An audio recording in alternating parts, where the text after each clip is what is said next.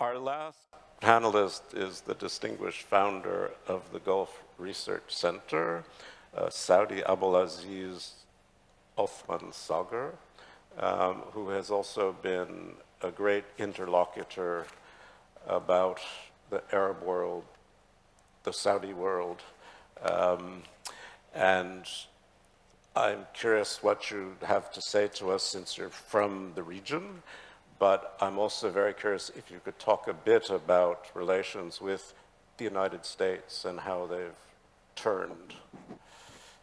Thank you, sir. Thank you very much. First, let me extend my deepest appreciation to my good friend Terry and to the World Policy Conference for all the effort they put, and for the host country. I mean, this is great to see a lot of good friends and old faces together here. We understand what does it take to bring all this effort together because we are in the same. Okay, let me start by saying what are the key concerns, and the key pillars, in my opinion, that it is important.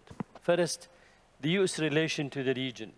And we see a softness approach, a confusing approach from the U.S. We don't know what they are up to. We have a different signal, confusing signal. On one hand, they said we are reallocating of our forces. On the other hand, we are reducing our forces in the region.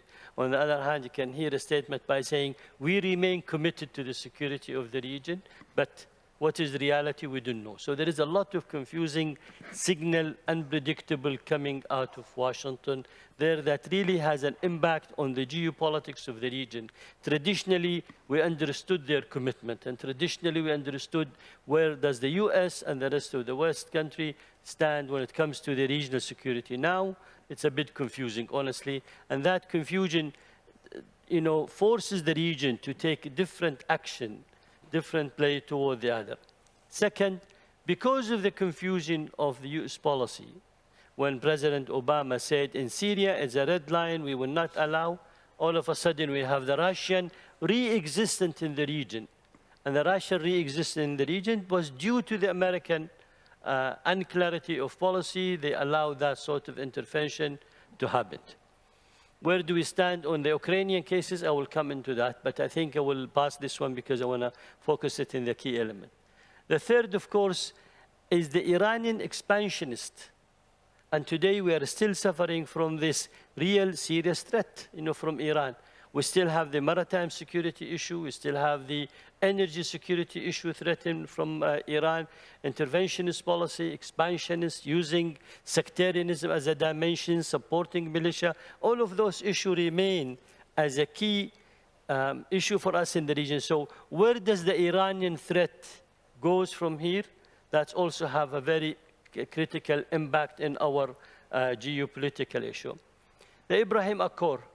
Some Arab countries, including United Arab Emirates and Bahrain, based in their own national interest, they felt going and signing into the Abraham Accord and normalizing relation will bring a better peace to the region. Some countries in the region thought they need peace first before normalization. Some countries, they are negotiating quite secretly. So that is a sovereign state decision, but at the same time, this is a new element in the geopolitical side of the region.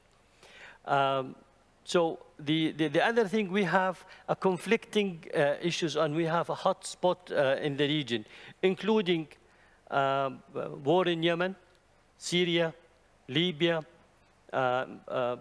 also the Israeli-Iranian vessels attack in each other. But at the same time, that did not change the geopolitics of the region. When people talked about the Syrian crisis, they thought Jordan will be taking over next day, but Jordan remains still there. Syria is still there. Turkish intervention on the north part of Syria is still there. We have the Iranian intervention in Kurdistan is still there, but that did not really change the whole geopolitical structure there. But that also is an important element in the geopolitics, to look at all these conflicts, all these issues that is taking place. What is interesting also to see that the region start making their own sovereign decision without really waiting for the instruction coming from the big country, from the superpower. And I think that's a very clear signal. You can see it in UAE, in Saudi Arabia. You can see it in Egypt, in Algeria, and many countries in the Arab world start saying, look, we need to protect our interests. We need to fight based on our interests, and we need to look at that one. So this is also an important dimension.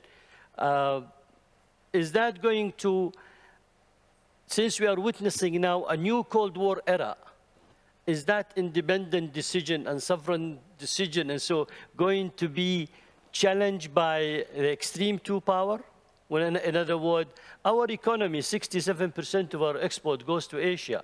China is the largest importer from us. So, and China, the president visited recently to the region, he is making a statement saying we are the second largest economy. We would like to legitimize our economic relation by a political visit and by a political umbrella. And the US is concerned. If you read today the Washington Post, there is a concern in the US about the China-Gulf relation. I think it's legitimate concern, but at the same time, still it is an economic relation. It have not yet developed to a strong political ties or a strategic ties. China will not replace the US in the region, and China cannot provide the security that the region want or looking for at that area. So, but that also, because of the Cold War era syndrome or feeling that we have, that will put a pressure in the region. Where do you go, east or west? Whom should you listen to? You know, each one can exercise different pressure. They are a buyer of 3.6 million barrels a day from the region. So they are, Saudi Arabia, almost 20% of their export goes to China. Yes. Also the crisis on Ukraine. We were forced by the US to take a decision. I think there was misinterpretation of our balance. And I like yesterday when Dr. Anwar Gergash, he used the word not neutral, but balance. And balance today, Israel having a balanced position on the Ukrainian crisis. India, they have a balanced position. We in the Arab world have a balanced position. First, we are not compromising the unity of Ukraine, and that has been stated by all the four ministers. We're not accepting any intervention by using a military means. We're not accepting a territorial intervention or so. But at the same time, we have a similar case in Yemen where we understand the Russian concern. And the Russian concern comes from three things. They want a friendly government to deal with. They want to have a safe border that will not represent a threat to them. And they don't want to have a foreign military presence that can represent a threat. In Yemen, we have a similar case. We want to have a friendly government that we deal with, and we don't want to have a foreign military presence from Iran in our border that threat us and represent a threat to us. And also we want to have a safe border, also we share with them a huge one. Now, if I look at, just the last comment, okay. If I look at the 2023, I think there will be a similar issue still of concern to us. Number one, can we still keep our sovereign independency decision from the superpower? Can we really still state our position based on our interests, or that will be challenged? That will be a key issue also in the 2023. Can we continue in that? Iran and what will happen to JCPOA? We have a different scenario today. No agreement, status quo, modified agreement with minor changes, modified agreement with the major changes. All new agreement can be reestablished, and that one we don't know. So that remains a big challenge. Sure. And how Iran is going to act in terms of representing a threat, are they going to retaliate in the region, and how that is going to be? Well, I could ask you many, many questions, but let me just limit myself right now to, do you think the disorder in Iran makes it more dangerous for the region, or does it work to keep them concentrated at home? I personally belong to Hobbes School in IR, so I believe in a central government role will be far better than having a fragmented government, because we saw that in Lebanon and the outcome.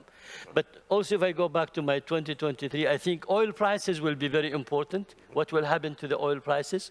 You see, because again, the region have a lot of important projects and a lot of expansion and development on the Tanmiyah, what we call development. How is that going to be? And that will play also a price. Yemen, we're almost entering the 9th year, and what will happen? I think we are happy to have a settlement in Yemen, but based on two things. No intervention is from Iran in that one. based on the decision of the Yemeni people and the agreement that can take place. I think all of that really still represent, the sort of challenge, to us in the region. But again, I'll go back and start from where I start.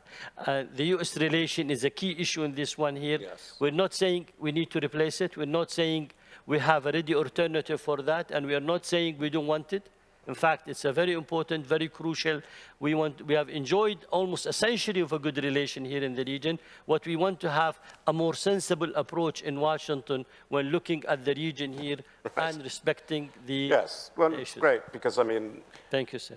we've had different words for Washington, which we need a more educated policy, we need a wiser policy, we need more attention, but clearly the region is sending messages to Washington also, as Saudi Arabia is. The visit of Jiang Zemin is a message. Yep. I mean, it's a very clear message to a very sensitive point now in Americans' view of the world.